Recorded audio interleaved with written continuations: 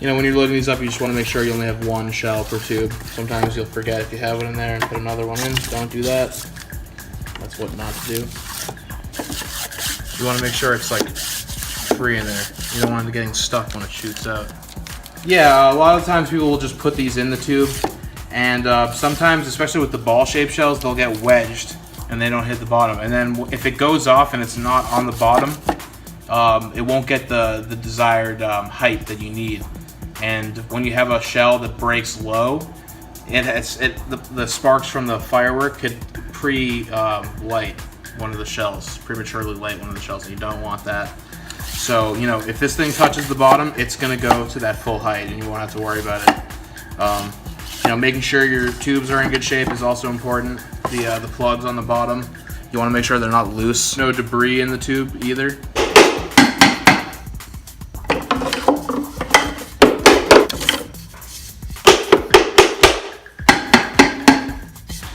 This just came out of there. You don't want those in there when you put a fresh shell in, you know? You want them to go off in the order that you set them up. So you want the fuse to go like this. You don't want it to go and then skip and light them all off instantly. Although it'll look cool either way. So, but if you just kind of tuck them in like that and make sure you give like an inch gap, usually they won't go off prematurely. So like that.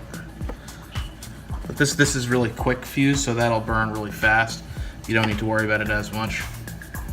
It's the green fuse that you have to be careful of, because it burns slow. So if you have something blocking a tube and it goes off, it might pull the other shells out with it.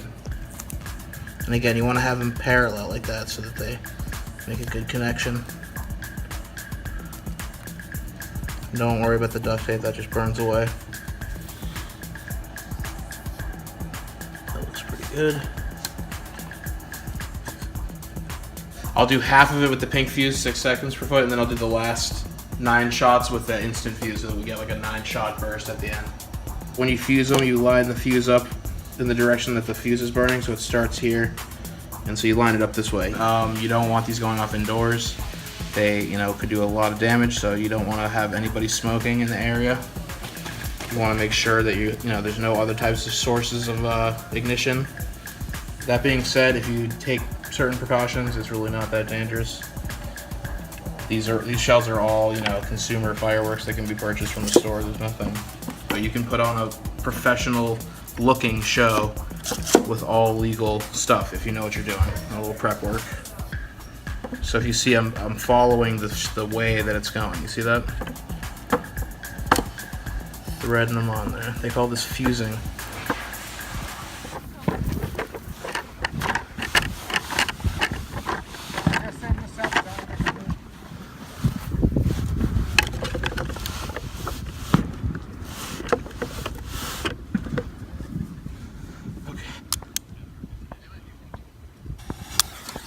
Good.